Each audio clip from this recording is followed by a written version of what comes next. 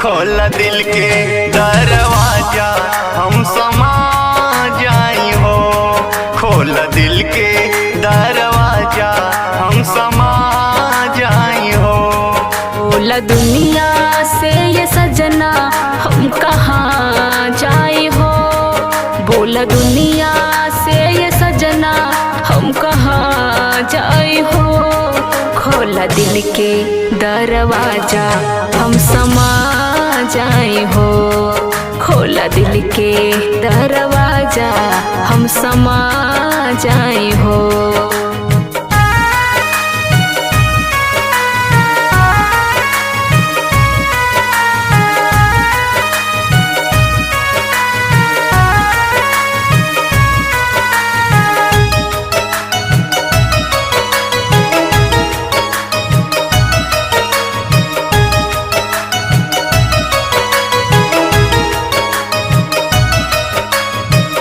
सनहिया की डोरी गोरी कबहू न टूटी। रही सांस नहीं आई तब तक न छूटी।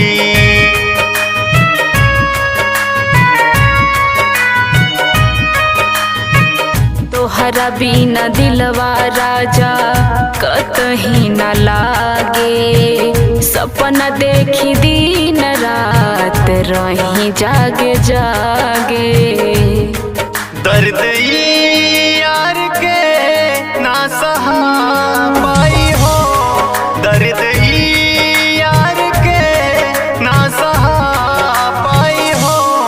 खोला दिल के दरवाजा हम समा जाए हो। खोल दिल के दरवाजा हम समा जाई हो।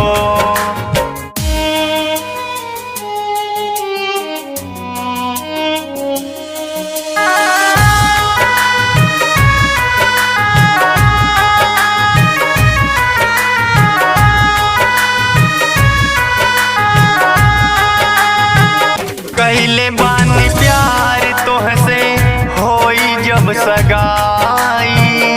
जुल्म चाहे ढाही दुनिया होई ना जुदाई।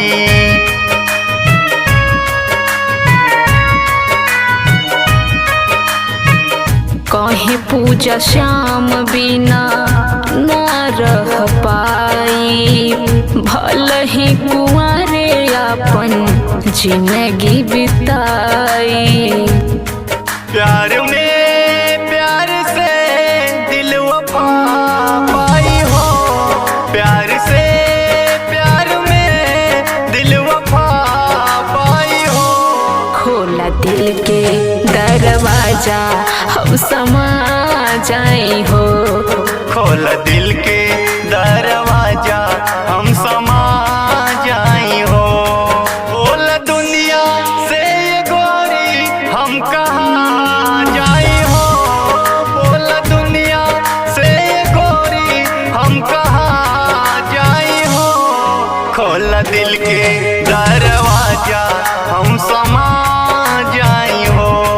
खोल दिल के दरवाजा हम समा जाई हो।